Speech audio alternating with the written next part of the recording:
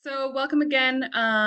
Thank you for joining as we learn from Casey Ryan tonight. I'm Asa Wise. My pronouns are she, her. I'm the stream team coordinator for Watershed Education Network. Before we get started, I wanted to run through a few housekeeping things and to give you a little rundown of all things Watershed Education Network, and then I will hand it off to Casey Ryan. First and foremost, I wanted to start this by acknowledging that Watershed Education Network recognizes that we were on sacred grounds for the Bitterroot Salish, Upper Pend Oreille, and Kootenai Native American people. Today and every day, we honor the path that they have always shown us in caring for the environment for generations to come. And beyond acknowledging the land we are on, I encourage all of you to learn more and to donate if you can to the Nuxum Salish Language School, which is reaching out to bring people together around language in an empowering and family-friendly way, as well as the Ronan Bread Basket, a 501c3 organization and food pantry providing reliable source of food for Ronan, Pablo, Shiloh, and Moise areas.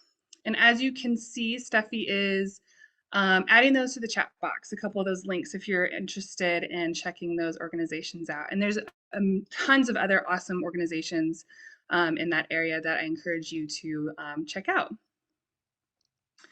So a little more housekeeping. Steffi, like I said, is going to be monitoring that chat box, as well as continuing to add related articles and links to find more information about what you might learn tonight.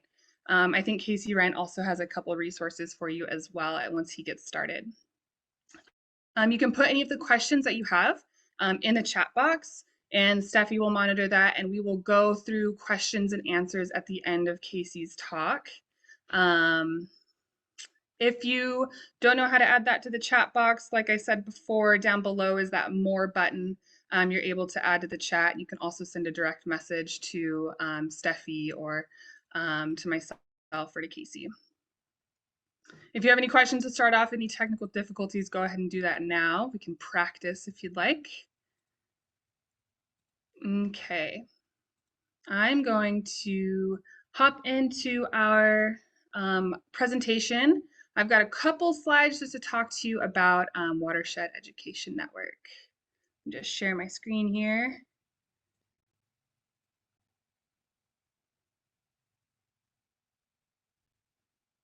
Let's see. Steffi, can you give me a thumbs up if I've got the PowerPoint up? Sweet. Okay, so thanks everybody. This is our 2022 speaker series, our #1 presentation with Casey Ryan. So Watershed Education Network is, most of you are familiar with it, I'm sure, but I think we have a few new folks. So I just wanted to familiarize everyone with WIN and how you can get involved. WIN is a 501c3 nonprofit organized since 1996. We've been around for 26 years. We have led students and community members like you wading in their watersheds. This winter speaker series is just one more way we can hope to keep the conversations flowing about the importance of water through the winter. If you'd like to learn more, you can always visit our website. I think Steffi's going to add that to the chat box right now. You can learn more about our staff, our board, our partners, and other programs at montanawatershed.org. Our mission is to foster knowledge, understanding, and appreciation of watershed health through citizen science, youth and school engagement, and outreach to our communities to ensure healthy watersheds for our next generations. I'm just going to go through a couple of our programs that have kind of been our priority programs since COVID. Our first one is the Citizen Science Stream Team, which I lead with Steffi's help. It's a volunteer-based team getting together during the summer and fall to collect important stream data on Rattlesnake Creek in partnership with Trout Unlimited and a lot of other agencies, in particular for the Rattlesnake Dam removal that was taken out summer of 2020. School and youth programs, grades K through 12, we're in the classroom and outside focusing on river ecology, fish habitat, groundwater, and storm water activity for students. Backcountry Stream Corps, that's probably my favorite right now. That is a new one we launched this last summer. We take 6 crew members, high school age crew members, And we ride bikes up into the rattlesnake wreck area along with a few WIN staff and volunteers, and we are exploring and collecting meaningful fish habitat data up in the upper watershed of Rattlesnake Creek, and we're sharing that information with Trout Unlimited and Fish, Wildlife and Parks and the forest and anybody else that's interested in that fun information. We also have a pilot program. It's our family science program. We are creating science kits for families to observe, investigate, and record findings on their local rivers, creeks, and ponds. One of the fun ones that we're doing with that is, oops, one second. There we go. Scavenger hunts, for example. The RISE Challenge Big Sky is resilience, innovation, sustainability for the environment. We partner up with Brightways Learning, and it's a funding opportunity for students to develop ideas and solutions to make their communities more resilient to environmental disasters. And as you know, we have our winter speaker series. So this is new. This is our first one. So we have tonight. We also have February 28th. March 28th and April 25th. They're all the fourth Monday of the month. And it is an opportunity for us to learn more about our watersheds with engaging presentations like tonight from local professionals like Casey Ryan. So thanks for joining us. We were hoping to have this in person, but with the amount of cases with COVID right now, we are all on Zoom. So stay tuned for the next couple ones. That might change, but for so far right now, we'll be on Zoom. And then we have another program that we've just launched. It is called Welcome to Your Watershed. It's a community outreach strategy to inform, engage, and welcome everyone to our local watershed concerns, and sponsors are welcomed. If you have any questions or if you want any more information, we have all of this information on our website, montanawatershed.org. And just a reminder, next Monday presentation on February 28th, same time, Zoom or in person. We're going to have Torrey Ritter. Most of you probably know Torrey Ritter. I've heard him speak before. He's a non-game wildlife biologist with Montana Fish, Wildlife and Parks, and he's going to be talking about beavers in our watershed. And then we'll have March 28th and April 25th as well. So add it to your calendar. You can always use the same. If you haven't, you can use the same Google form that you used to sign up for this one, to sign up for those. All right, now I am going to hand it off to Casey Ryan. He's a Cskt hydrologist with the Resource Management Natural Resources Department, Confederated Salish and Kootenai Tribes. And he's going to do an overview of the CSKT's water measurement program and hear about how they are collecting and using water measurement data to benefit both fisheries and farmers.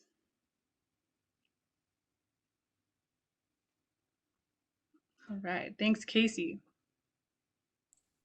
All right, thank you, Asa. Really appreciate that introduction. I actually sad to take the mic. I'd love to hear you talk more about that, especially that backcountry team. That sounds really neat.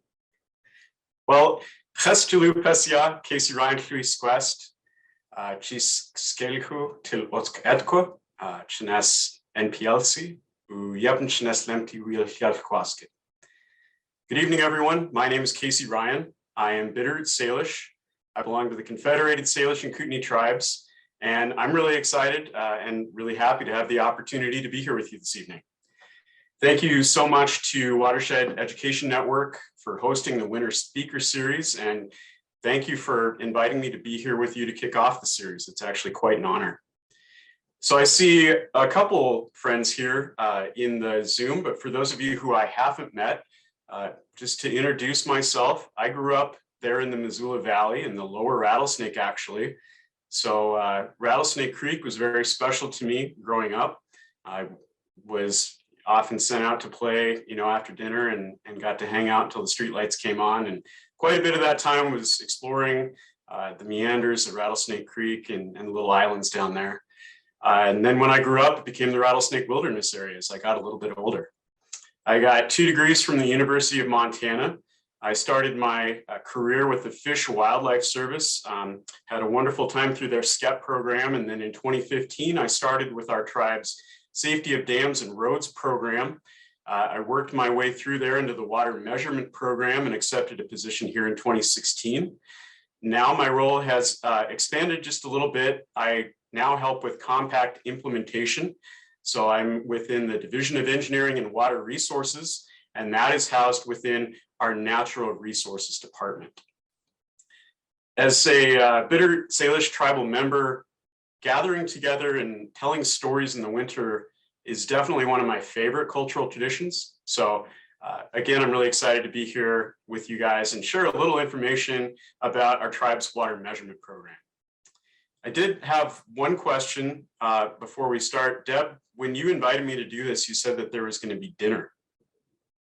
So are you hiding the food? What are we going to do? We're going to have to get it to go and run it up to you, right? Okay, I'll be here. We'll do that the next time you're in town. The Watershed team will meet you for dinner. Okay, that sounds great. If not, you know, we'll be here for what you said, 3 or 4 hours. So there's plenty of time to get a pizza delivered over here. So, all right, with that, I'll pull up my PowerPoint here.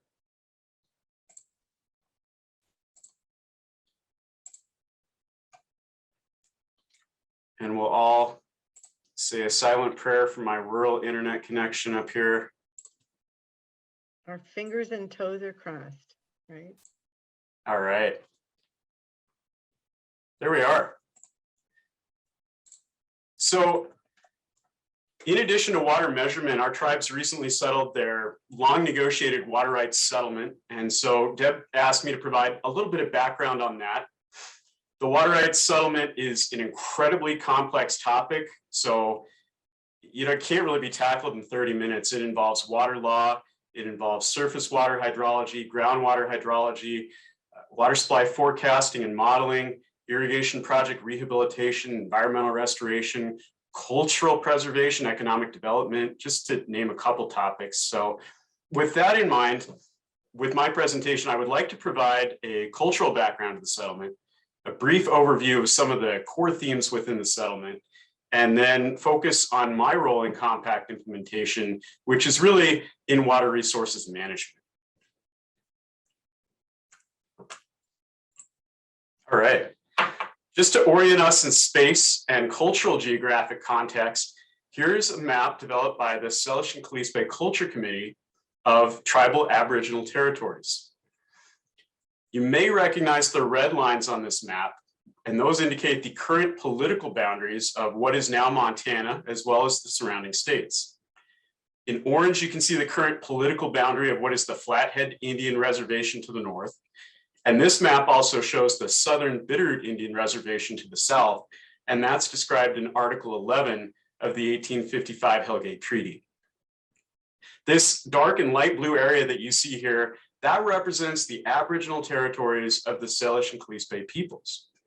And so at the time of the treaty, our Aboriginal territories occupied over 20 million acres, and those spread from, you know, Washington down through what's now Coeur d'Alene Lake into Idaho, Canada, down south to what is now Yellowstone National Park, and then even north up to the Sweetgrass Hills.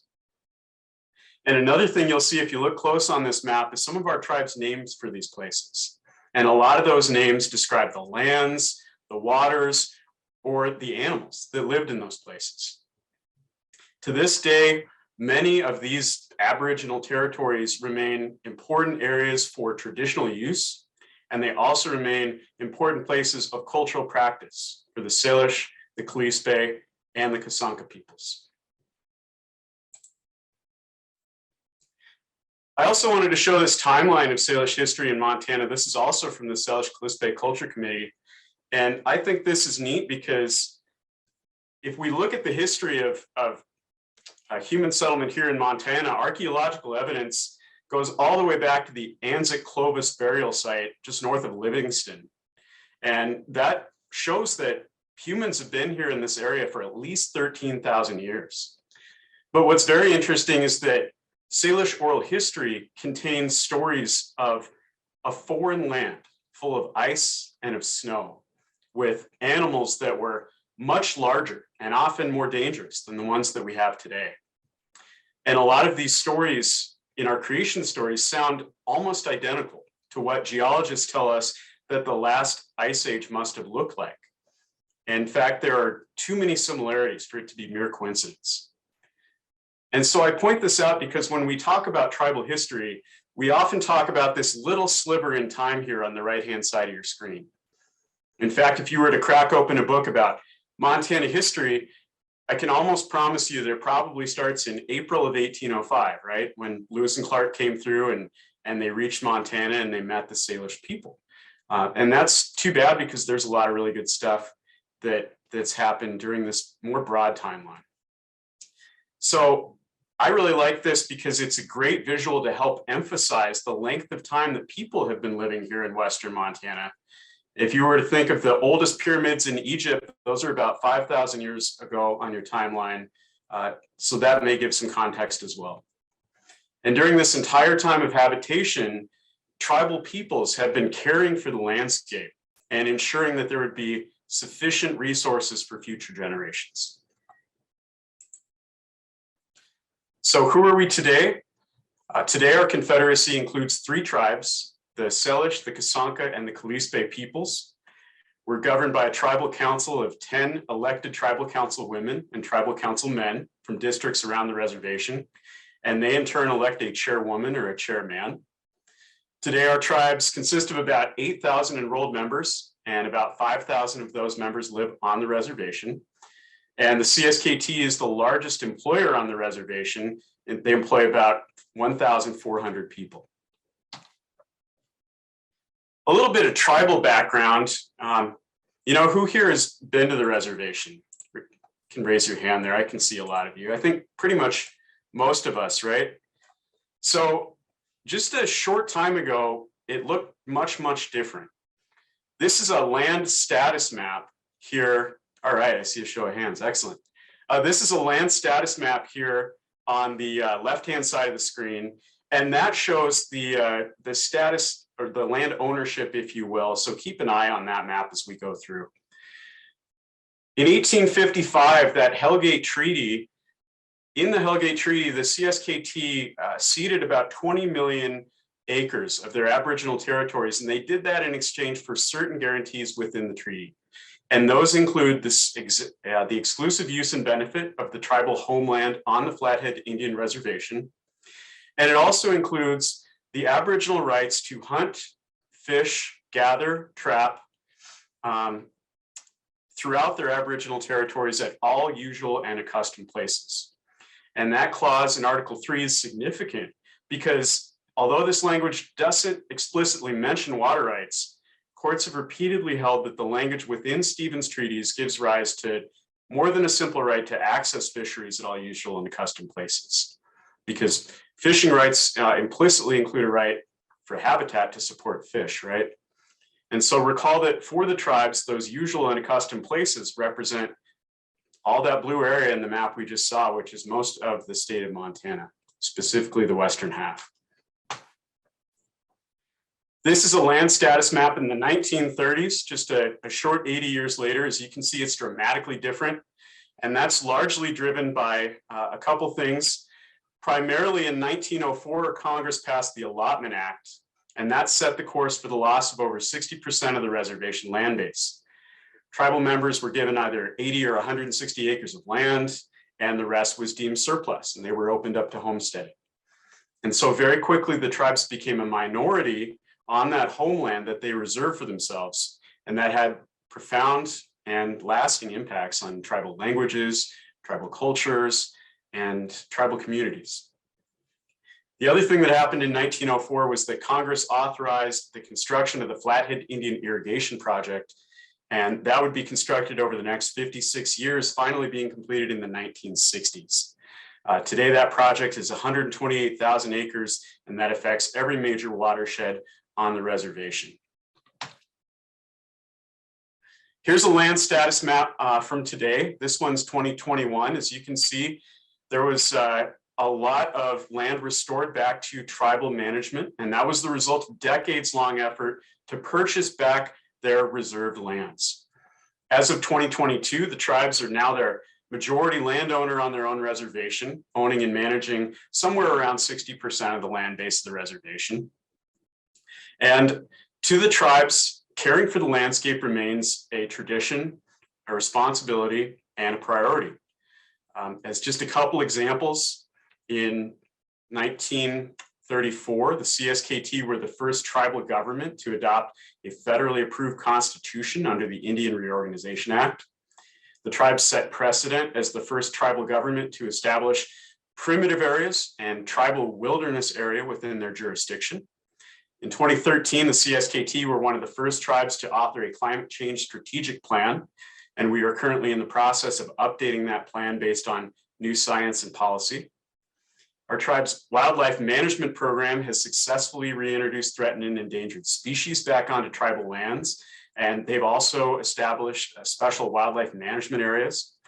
Since 2002, the Nakusum Salish Language School has operated in our league, and that's helped to perpetuate language and culture for tribal members of all ages.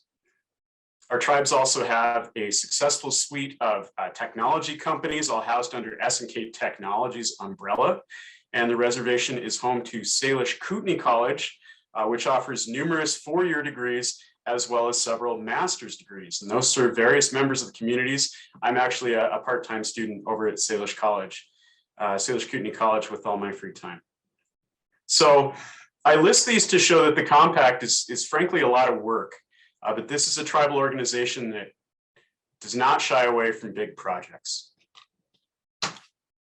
And I think nowhere is that idea of vision really more eloquently contained than within our tribal council's vision statement, which I wanted to share with you here because I think it's so well written. And that says that the traditional values that served our people in the past are embedded in the many ways that we serve and invest in our people and communities, in the way that we have regained and restored our homelands and natural resources, in the way that we have built a self-sufficient society and economy, in the way we govern our reservation and represent ourselves to the rest of the world, and in the ways that we continue to preserve our right to determine our own destiny.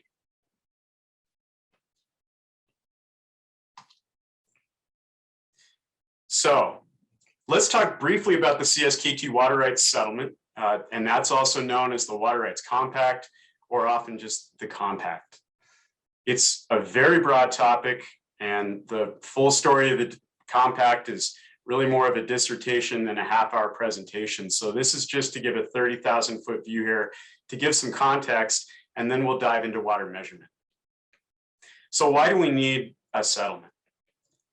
Well, in 1908, the Supreme Court upheld that when the United States sets land aside for an Indian reservation or any reservation of land, a quantity of water is reserved, which is necessary to fulfill the purposes of that reservation. Also, the Montana General Stream Adjudication Act, when that was passed, it required the quantification of all of the pre-1973 claims to water rights in Montana. And so that included those Aboriginal as well as those federally reserved water rights that were claimed by Indian tribes as well as by the federal government. So the quantification, the settlement of those tribal water rights, those can be quantified in one of two ways. They can either be quantified through litigation or they can be quantified through settlement. So the CSKT Water Rights Settlement, or the Compact, if you will, that represents the negotiated settlement in between the CSKT, the state of Montana, and the United States of America. The Compact quantifies tribal water rights both on and off of the reservation, and it provides for the unitary administration of water rights on the reservation moving forward. It sets the framework for that up. Briefly, the chronology of that settlement. So the negotiation between the tribes, the Compact Commission, and that federal team, those have been going on since 1979 when the Compact Commission was set up. But those talks really got accelerated in 2008, excuse me. In 2013, the Compact was introduced into the Montana legislature. It didn't make it out of committee that year, but the folks did a lot of hard work at the time, and it was reintroduced in 2015 and passed by the Montana legislature as Senate Bill 262. In December of 2020, it was passed by US Congress as the Montana Water Rights Protection Act. And also in December 2020, it was passed by our tribal council as CSKT Ordinance 111. And so being signed by all three parties, it was then finally executed by the Secretary of the Interior on September 17th, 2021. And that date really triggers a lot of timelines like the registration of existing uses of water, the new in-stream flows, and also the Unitary Management Ordinance. So some of the core themes in the settlement include the quantification of the tribal water right, so to quantify that water right, all aspects of it, the administration of the tribal water right, the administration of existing and future state-based as well as tribal water rights. And that's the Unitary Management Ordinance. So that sets up a Flathead Water Management Board to administer water rights on the reservation. That is composed of 2 members appointed by the governor of Montana, 2 members appointed by tribal council. Those 4 members select a 5th member, and there's also a 6th ex officio non-voting member that's appointed by the federal team. So they had their first meeting last Thursday. So that is, it's getting up and running and marching forward. The settlement also includes waivers. So the tribes waive their ability to sue for damages claims and damage awards, and represents a broad-based waiving of future damages. It includes the restoration of the National Bison Range to the Confederated Salish and Kootenai tribes once more. It also has significant components for the Flathead Indian Irrigation Project, including rehabilitation and betterment of the project, as well as the ability for reclamation and restoration of natural resource damages that were caused by the project. And it also sets up a number of exciting tribal initiatives, including capacity building, cultural preservation, education, the economic opportunities, and more. So let's talk briefly about that tribal water right. That tribal water right consists of multiple uses, and it's the biggest water right in the compact. And so that often includes non-consumptive uses of water. Those would typically be associated in this case with cultural and ecological values. Those include in-stream flows. So there are 102 locations where there are natural in-stream flows. Many of those are above points of irrigation diversion, so those typically do not require administrative action. There are 42 irrigation project-related in-stream flow locations, and also 49 other in-stream flows that remain to be perfected. The tribal water right also includes reservoir levels, so minimum reservoir levels for fisheries, for wildlife and recreation purposes. There are protective levels for high mountain lakes. It includes the natural pool for Flathead Lake on and off the reservation. And it also includes Aboriginal water rights in the Kootenai, the Swan, and the lower Clark Fork basins. So I'll start by giving an overview of our tribe's water resources program, because our measurement program is the purveyor of most of the water quantity data here on the reservation. The CSKT established their Natural Resources Department in 1982. And in 1982, one of the very first programs in that department was what is now the Water Resources Program. In fact, our Chief of Field Operations, George McLeod, who still works for the program to this day, likes to remind me that he signed up for a 1-year study in 1982. And 40 years later, he's still measuring water here on the reservation and has trained generations of hydrographers. So this program has been measuring water since 1982, and that includes snowpack measurement throughout our Aboriginal territories. We are the largest cooperator with the Montana NRCS. We also have a pretty robust surface water measurement network, and that includes 90 real-time gauges that measure reservoir levels, canals, as well as streams. We also do special measurement projects, and those include things like water quality measurements to help out our water quality program. We also have an active groundwater measurement program, and that's been in place since the 1980s. Currently, that consists of 28 active monitoring wells. That data goes to the MBMG. And we have historic data on many, many more.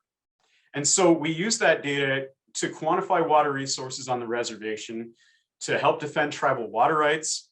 We provide technical assistance to tribes as well as partner agencies, and also to ensure in-stream flow compliance so that we can manage our natural resources in a good way. In terms of the history of water measurement on the reservation, we have an incredible data set. So water measurement on the reservation began in 1906 when the United States Geological Survey began to characterize the water availability on the reservation with the knowledge that they were going to build this larger federal irrigation project. After construction of the project, a lot of that measurement responsibility really shifted to the irrigation project so that they could help manage water deliveries, as well as to try to get a handle on water supply forecasting and to try to manage their irrigation reservoirs. Today, we are the largest water measurement agency on the reservation, and we continue to measure all those locations to this day to protect tribal natural resources, to protect the tribal water right, and to try to provide data to the irrigation project so that they can continue to make historic irrigation deliveries while also making sure that they're able to leave water in the stream for fish. In terms of big picture objectives for that water measurement program getting set up, the tribes, natural resources are often form a part of tribal cultural identity.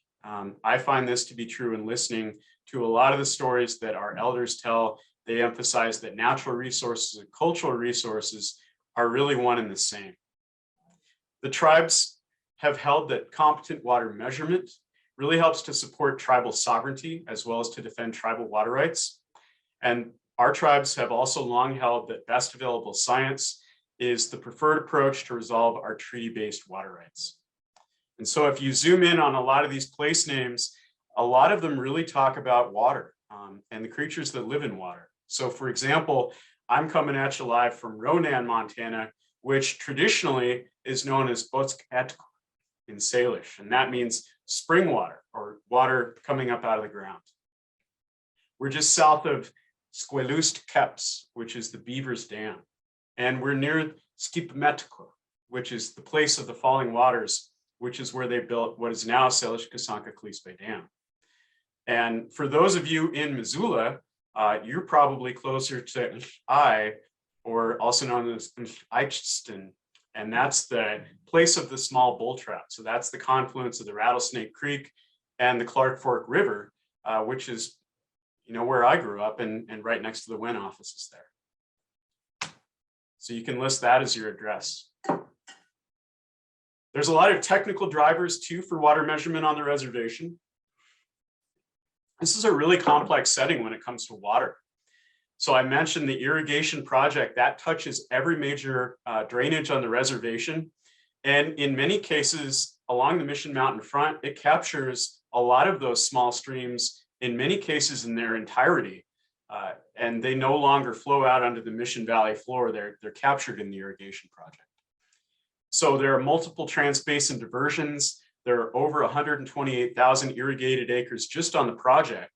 There are 17 major irrigation reservoirs and over 1,000 miles of canal. As you can imagine, managing water and delivering water to all those irrigated acres requires pretty extensive measurement requirements. There's also legal regulatory settings. So we have in-stream flows that have been in place since the 1980s due to some court cases. And those court cases set up minimum in-stream fisheries flows at 28 points across the reservation, where minimum stream flow targets have to be met. We also recognize that surface water and groundwater are a unitary resource. In fact, in many places on the reservation, they are quite highly connected. And so we want to manage water as a unitary resource and measure it, quantify it, and understand it. We also want to understand and manage for variability in water supply and climate over time, and having a robust data set helps us to do that. So I know that a lot of you are involved in Watershed Education Network. Some of you have gotten out there on the stream teams. So you've been involved in water measurement or water data collection. So I thought it would be kind of cool to show a little bit more about our gauging network. So this picture on the left here, we use primarily stilling wells. That's what that one is at Mission Sea Canal. And that's just an enclosed shaft, and that has an intake line. So that's connected to the main stream or canal that lets the water levels in the shaft and the canal equalize. That stilling well then has a float, which goes up or down depending upon water level change. And that's recorded by a little wheel in this recorder house. So that recorder house has recording equipment. It also has telemetry equipment, as you can see, to send that up to a satellite network. And we also use bubblers at several locations, such as locations where we have freeze up or we want 12 months worth of data. Some of these stilling wells can freeze up during the winter. So those bubblers on the right, those work by expelling gas through a line installed at the bottom of the stream or canal. And then that piece of computer equipment measures the pressure required to deliver that little bubble of gas, and it converts that into a depth of water. And then it records that water level and sends it out via satellite. Once that data is recorded by the field data collection platform, it then goes through NOAA's GOES satellite network to receive the data transmission. That data is then passed into DCS Toolkit, then through the Aquarius Data Acquisition System software. It's then sent to Aquarius Time Series software. We run it through a rating curve into a volumetric discharge. And then from there, we use that data internally, and we also publish it onto our public-facing website. And that uses the Aquarius web portal software as its framework. So I often think about people like George, who's been measuring water since 1982. And this all used to be done in paper and pencil. And so this represents a dramatic transformation in technology. So very cool for those members of our program who have been here for 30 plus years. A lot of them, in fact, those older members of our, or more experienced members of our program are the ones really helping with the technology handoff here in the background. So here's a snapshot of our measurement network. This is our public-facing website. Maybe I'll paste a link in the chat here. Currently, our measurement network includes 90 real-time gauges, and those are in every watershed of the reservation, every major watershed. Data at each one of those sites is located in 15-minute resolution, and each of those locations transmits data and publishes to our website once per hour. And so that website is available to the public at https://csktwaterdata.org. Make sure you put the S in HTTPS. I'll put a link in the chat so it's a little easier to reach. So this is really cool, right? I mean, once upon a time, this data would have all been kind of internally in our database, but one of the things that we've done since 2015 is we put it live on the internet in real time for anyone to grab. And so that includes the Irrigation project. They now have access to this real-time data to help them manage water deliveries to all of those irrigated acres. And they have that data in real time. So they can even pull that up on their cell phone while they're sitting there in the morning drinking their coffee. They can check real-time stream flows all across the reservation. Pretty cool stuff. Our data is also used by a lot of other partner agencies internally. Those include like our fisheries program. So they'll use it to check river flows, and they'll use it for studies for fisheries program purposes. I also have recreationalists who call me and let me know that they use our website for a number of different things. I know I personally use our website to check on river flows every time before I go check out my favorite fishing hole down on the, I'm not going to tell you guys. So another cool thing that we can do with this website is, so we have these interim in-stream flow compliance checks that we have to do, right? To make sure that we have enough water in the stream. So the streams aren't dewatered during irrigation season. Those lawsuits came about, and the in-stream flows actually came about because in the 80s, a lot of the reservation water bodies were dewatered. In fact, we have a photo of the Jocko River at the mouth completely dewatered from the 1980s. So Part of the reason the in-stream flows got set up is to make sure that that didn't happen again and to try to prevent loss of tribal fisheries. And so how do we check them? Well, once upon a time, you used to have to kind of go line by line through the database, look at the stream flow values, know in your head what the in-stream flow was for each location. But one of the cool things that we've done with this website is I actually configured it to allow us to do instantaneous in-stream flow compliance checks. So those white dots are locations where there's no minimum required in-stream flow. Maybe it's a canal, for example. And then if there is an in-stream flow value, I color coded it red, yellow, green, like a stoplight. So the green ones are meeting in-stream flow values, yellows are close, and those red ones are below minimum in-stream flow values. So I took this screenshot a couple of weeks ago when I was putting together this presentation. You can see a lot of them are below in-stream flow. Those are actually, in this case, just due to low base flows because it had been a little bit dry to that point. So during irrigation season, however, anytime that we see those, we can check on them. And this is a really valuable tool, both for us, as well as for the irrigation project to make sure that they're able to, meet their requirements in real time as well.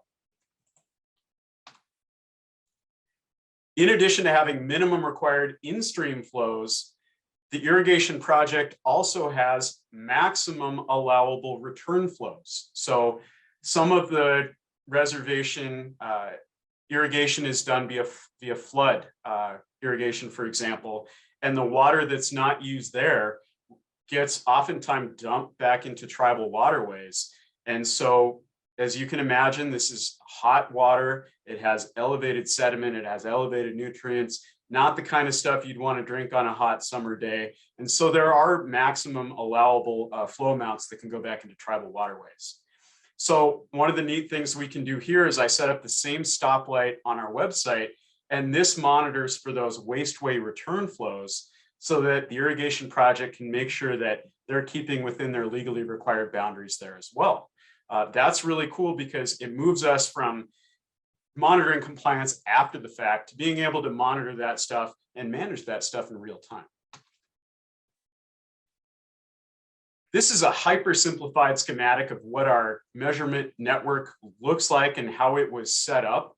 So this central figure is a canal diversion head gate, so maybe a major diversion off of a stream.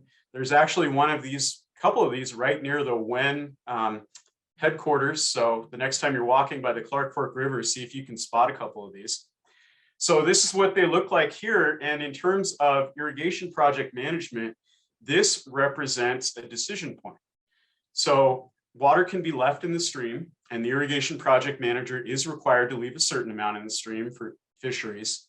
And so excess water then is potentially available for diversion, and in often cases diverted in order to provide irrigation deliveries. And so the objective here for the irrigation project manager is to succeed in this high-speed balancing act in between reservoirs, rivers, canals, trying to meet irrigation needs while simultaneously protecting natural resources.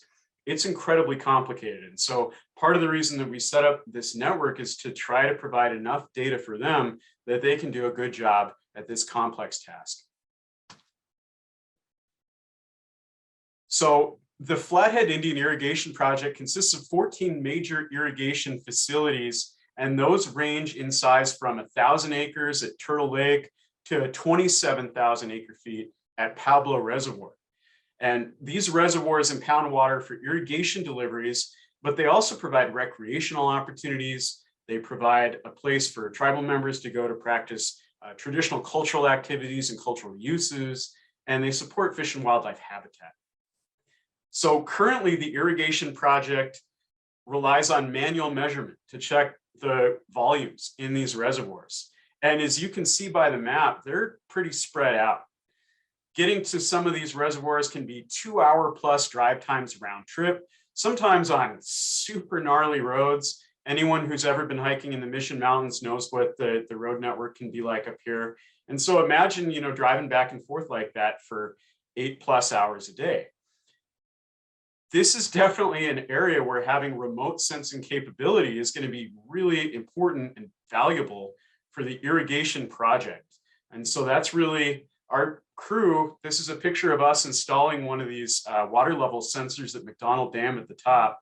We have now completed 9 of 14 of these installations, and we anticipate that having access to this real-time data is going to really allow for integrated water resources management on the reservation. So this is a snapshot of provisional data from 3 of those sites. This is from Nine Pipe, Kicking Horse, and McDonald reservoirs for the 2021 irrigation season. This is super cool for the irrigation project for remote sites, for sites where a lot of them will have really dynamic fill and spill components. And then some of the irrigation reservoirs like Kicking Horse are actually used as intermediary reservoirs where water is being transferred from one location to another. So one of the projects that our measurement program is doing is we've installed 9 of these 14 reservoirs. We've got 5 to go, and those are going to happen next fall. I also mentioned that we have 28 interim in-stream flows on reservation streams. And so those interim in-stream flows don't change with time. They're a static value all year long. So here's 3 examples. Big Knife Creek, it's always 2 CFS. Jocko River below K Canal, it's always 44 CFS. And Agency Creek is always 8 CFS. This is a hydrograph of the historical daily mean discharge in the Jocko River below the Jocko K Canal. And so that orange line indicates the in-stream flow required of 44 CFS in the Jocko River. So one process introduced by the compact is this process and this concept of adaptive water management. What does that mean? Well, that means that these in-stream flows are actually now going to vary by month. So there will be monthly targets for these values. Not only do these vary by month, but they also vary depending upon whether we're in a normal year, a wet year, or a dry year. And so those are shown by the green, the purple, and the orange lines on the hydrograph to the right. So a significant difference in how water is going to be managed, but it's an iterative process. These in-stream flows are going to be phased in by service area, and those don't kick in until 5 years after compact effective date of 2021. And while they do represent increases over those historical in-stream flows, during compact negotiations, all 3 parties were very careful to ensure that they could be met through operational improvements, as well as through rehabilitation and betterment projects to buff up the irrigation project, and then also through the rehabilitation of the Flathead pumping plant. So the goal here is to ensure that irrigators receive the same amount of water that they've historically received, while also satisfying those in-stream flows of the CSKT. So during the negotiations, these irrigation canals are oftentimes very inefficient. The Jocko Valley, for example, that's all glacial outwash, right? So a lot of that water just seeps into the soil. So one of the projects that we're working on right now is to convert a lot of that into a pipe system so that water can be conserved to try to help the irrigation project meet these demands. So the key here is data. I'll also mention that there's an agency called the Compact Implementation Technical Team, which is a joint tribal state entity with irrigator representation. And that Compact Implementation Technical Team is actually able to adjust these allocations. So depending upon water supply, depending upon seasonal climatic variability and irrigation project considerations, that Compact Implementation Technical Team can adjust those targets. Say, for example, if climate change were to result in runoffs moving earlier in the hydrograph, the CITT could actually make those adjustments to the in-stream flow requirements. So how are we going to meet these requirements? Data, right? Lots and lots of high quality data. And so one of the things that our program is doing is by assisting here, by providing the stream flow and the canal flow data that's going to be necessary in order to evaluate the river diversion allowances. And we also maintain several gauges at natural flow locations to help make that determination about wet, normal, and dry conditions. So some cool projects that we're looking forward to for the water measurement program. Our program is busy continuing measurements that support tribal services, such as groundwater monitoring efforts, our water quality measurements, water resource quantification studies, etc. Over the next year, we're going to be installing the 5 remaining reservoir level sensors, and that's going to have a total build out of all 14 irrigation reservoirs on the reservation and as part of the project. Our water data website will continue to enhance that. I'm always seeking feedback on that, so if you have an idea of how it could be a more useful product, feel free to give me a call. Our program will continue to quantify and help with your apportionment of that reallocated water that is saved following completion of the rehabilitation and betterment projects. And we'll support adaptive management by providing the compact implementation technical team with that data necessary that they need to execute the adaptive management that we saw in the previous slide, in order to make any sort of adjustments that they might need to in terms of climatic and hydrologic conditions. We'll also continue to work on quantification of those 49 other in-stream flows that I mentioned that are outlined in Appendix 12 of the compact, and any other measurement requirements that are outlined in either the CSKT management, CSKT Montana Compact, or that may be called for by the Water Management Board. And, you know, as I mentioned, the compact is really more than my little program. It's a joint effort from dozens and dozens of people. And so I thought I'd share some highlights from accomplishments that have been occurring outside of my program. So some additional recent and short-term compact implementation work. The tribes have been working on water rights registration along with our partners at the Montana DNRC. And that includes the 180-day registration for all state law-based uses and the 5-year registration for all existing uses of the tribal water right. We will be looking forward to supporting the Water Management Board that was set up. One of the joint commitments that the tribes in the state made was, upon request, that Water Management Board or the Office of the Engineer can request technical assistance from the tribes or the state. And so we look forward to providing them with that technical assistance and advice. We've also been engaged in strategic planning for rehabilitation and betterment efforts so that we can address entire service areas holistically rather than just moving project to project. We have a whole irrigation rehabilitation and betterment team that has now formed, and they are working on projects to help conserve water resources, to help enhance fish and wildlife habitat, particularly for cultural species and threatened and endangered species. And they are working very hard on rehabilitating irrigation project structures, canals, pumping facilities, providing dam safety improvements, and other irrigation project upgrades. And so the goal there is to try to allow the project to make consistent water deliveries to farmers and also simultaneously conserve water for fish and meet the new in-stream flows. We also have a large mitigation, reclamation, and restoration component with the compact. And so that is being led by our restoration program. And they're working to add into each of these compact projects aspects of restorations of streams and wetlands, installing new fish passage barriers and irrigation ditches where they didn't exist before, and just generally restoring natural resource damages that were caused by the irrigation project. And then lastly, environmental compliance. It's anyone who's a NEPA nerd out there in the audience or is familiar with MEPA is probably sitting forward in their chair right now. And that's because they're aware that just this little list that I've ticked off represents a significant amount of work, right? So we do have in-house NEPA capability, and it's definitely keeping us very busy, which is a good thing.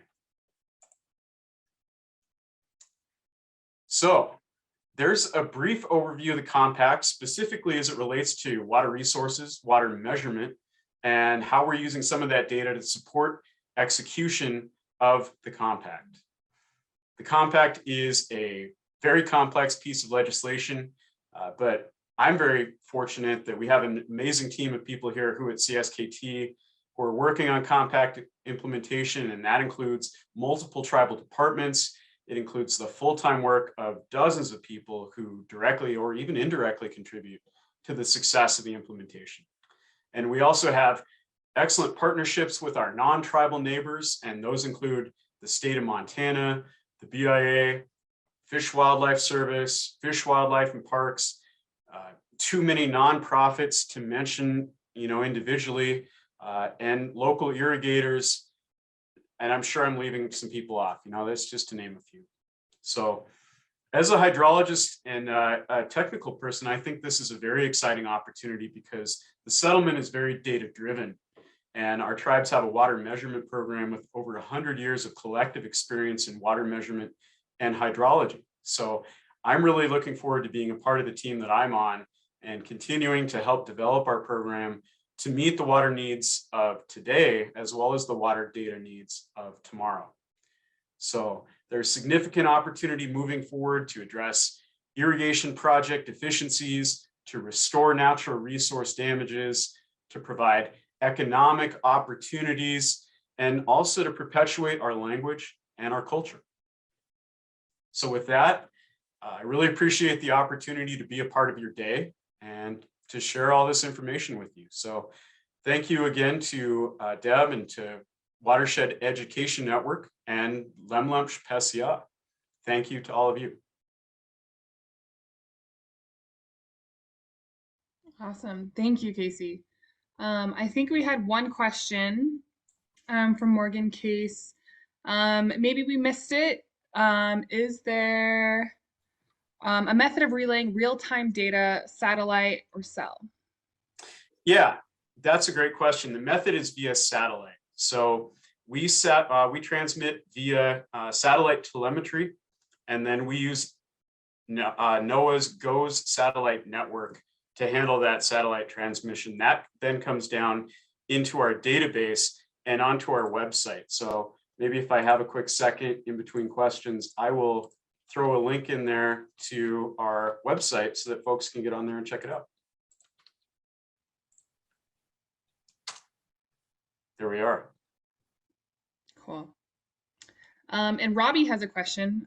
Robbie is one of our volunteers for Stream Team. Has the reservation been experiencing the drought that much of the rest of Montana has been? Does it make it harder to allocate water for different uses? Yeah, that's a great question. We've definitely been challenged in terms of water supply availability the last couple of years, particularly at lower elevations. The last couple of years have been really weird in that we've seen maybe the high elevation snowpack in a couple of those years remained healthy, but our lower elevation snowtell sites really showed a rapid early season decline in lower elevation snowpack. And in fact, anyone who's driven through the Jocko Valley recently, it really, a lot of that snow has disappeared. And so I worry that we're just sort of on this continuing trend where we do see sort of a rapid melt of that lower elevation snowpack earlier in the season. So yeah, I looked at the drought monitor and we're doing definitely better than a lot of the rest of the state of Montana, and that upper elevation snowtell site is doing pretty good, but yeah, definitely are not immune to the trends that we've been seeing here in Western Montana.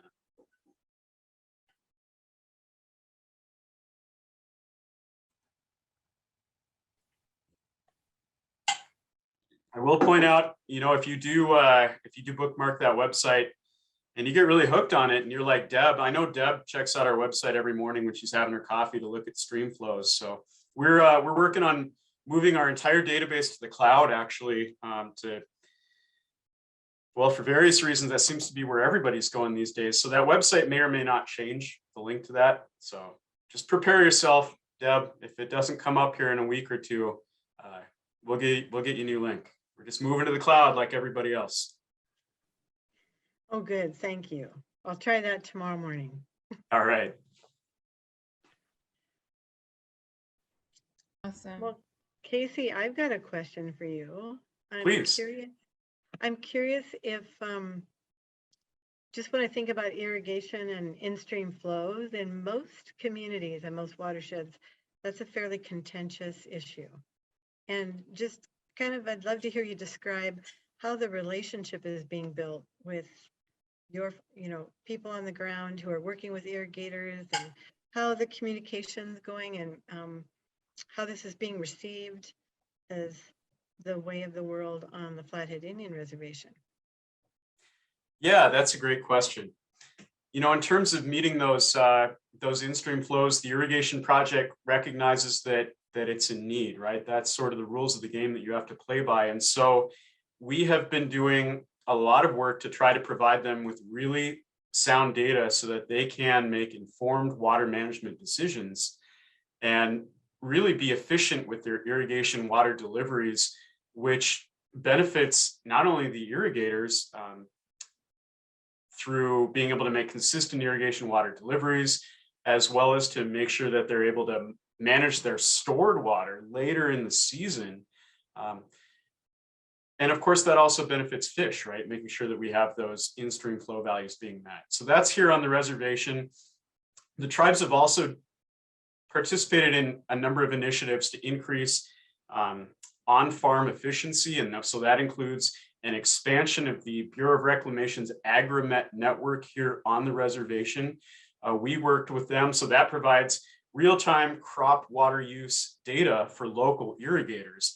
And a lot of them do get daily updates on that in terms of what their crops need so that they can schedule their water deliveries accordingly.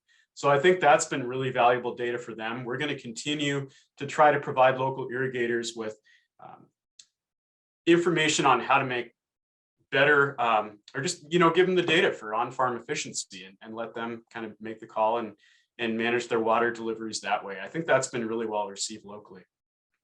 In terms of those in-stream flows off the reservation, the tribes, many of my colleagues have been working very closely with our partners from the DNRC, Fish, Wildlife and Parks, local nonprofits, watershed groups, as well as local irrigators to participate in a lot of public outreach, to, really listen to people, work with people, just be fully transparent and try to consider it a partnership moving forward and see, maybe there are solutions like, just consider it a partnership moving forward and see how we can help. Thank you. Can I ask a question? Hey, Radley, how you doing? I'm well. How are you, Casey? Doing great, thank you. Good, great talk. Thank you so much. Thank you. I am wondering, and you kind of touched upon this in finishing your last point, all these innovative approaches to dealing with water on the reservation. I'm wondering where you guys are getting your knowledge. Do you look to federal agencies? Are you looking to researchers at colleges and universities? Are you looking to, are you experimenting now that you have all this great data and playing with some of the water bodies you have? What are some of the most helpful ways for you to be innovative and implement all these ideas? Where do you go for these great ideas? Yeah, thanks for the question, Radley. So is that specifically in context of water management? Is it irrigation project rehabilitation? All the above? Yeah, I guess just generally, it seems like there's a lot. I mean, I didn't know if there was a particular agency that's been really helpful or, just enough momentum. You have a lot more flexibility than, a juggernaut federal agency to actually look at current research and say, let's do this. I'm just wondering what's helping make, you're all in all, the tribal programs sort of young, even though you have this rich history, and it's so cutting edge, in my opinion. I think most states would be envious to have their geographical territory covered so well and conservation mechanisms going on. So I guess I'm just wondering what knowledge is most helpful in developing a program like that. Yeah, thanks, Radley. That's a great question. So I know just internally within the context of my program, I benefit significantly from having really knowledgeable colleagues here at the Cskt. Of course, my predecessor, Seth Makepeace, is a name that everybody knows. And anytime I have a question, I call him Encyclopedia Makepeace because he's been in the game since '93 here with the tribes and is just an incredibly knowledgeable and kind person. In terms of a lot of the other things that you mentioned, we also benefit from a lot of really good partnerships. And so that includes a number of state-based agencies. We have colleagues with the DNRC that we work with very collaboratively and enjoy good partnerships with. We also work with Fish, Wildlife and Parks, Bureau of Indian Affairs, Fish Wildlife Service. There are a number of people that we work with on even a daily basis on a lot of these efforts that, yeah, they're great people to have on your team. And one of the fun things about entering into this new era of compact implementation is the ability to work on a lot of these significant infrastructure projects. And in doing so, that involves the A&E engineering community. It involves the restoration engineering community. And so having the opportunity to interact with just wonderful professionals from all over the state of Montana, as well as sometimes outside of the state of Montana, it's frankly a lot of fun to really have such a large professional Rolodex of people that you get to work with on a daily basis. Really keeps you on your toes and forces us to be innovative so that we can stay in the driver's seat. Thank you very much. Thank you. We've got a few more minutes, and since we've only got a couple of people in the room, if you guys have any questions, feel free to just turn your mute off and go for it.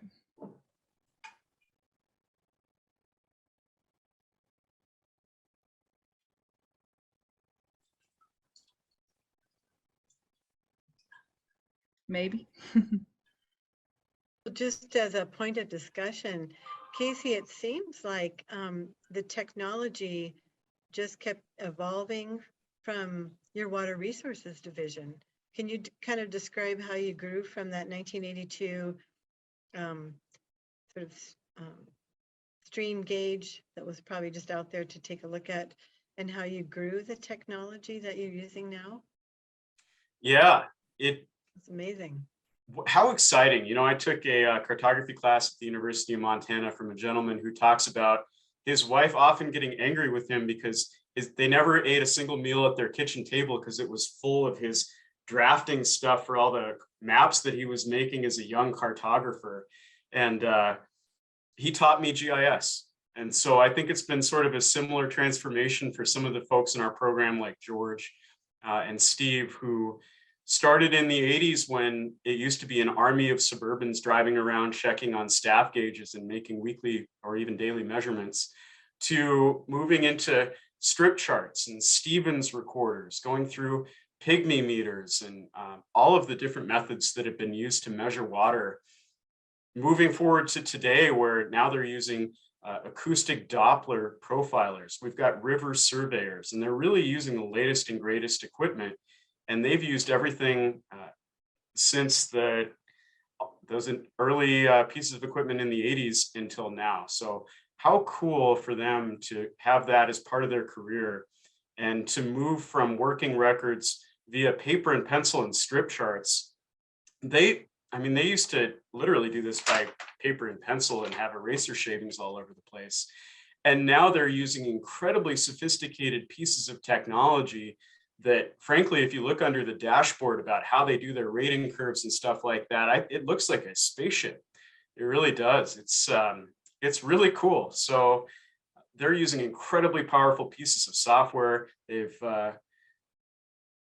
really come a long way. So I'm very excited for them and the changes that they've been able to see in their career. And it makes me curious about the changes that we are going to see in our careers. You know, who knows what the future is going to look like 30 years from now. It's kind of exciting.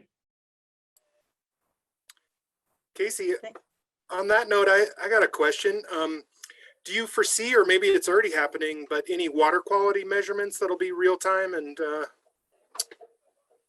in the area? Yeah, that's a great question, David. So yeah, that's definitely a possibility. Our sites are enabled for it. And so for example, we used to provide real-time temperature data on a number of the streams, and the fisheries program found that to be incredibly valuable for things like monitoring return flows, for just monitoring general stream flow temperatures. And a lot of those sensors, things break after time, and historically we really haven't been able to afford to replace them. But yeah, those are aspects that we could bring back. And so that can be things such as temperature, but it could also include salinity. It include a number of different water quality metrics. So yeah, those are things that we could definitely look into depending upon the needs of the program. We do have a separate water quality program, and so they come up with their annual sampling plans and stuff like that. We work out an annual MOU with them for measurements to help them out with their studies. But I know they said they have some cool plans this year, and they're going to do some new stuff. We haven't really talked about what that looks like, but I'm excited because they have a great water quality plan, or great water quality program up there. Wrote their own water quality standards, and a lot of opportunity to work with them on new and exciting projects to come. So thank you for your question there. That'll give me something to think about before our next meeting. Right on. I'd love to see it reported on that map. That's a really great resource. Thanks for that. Yeah, thanks for the idea.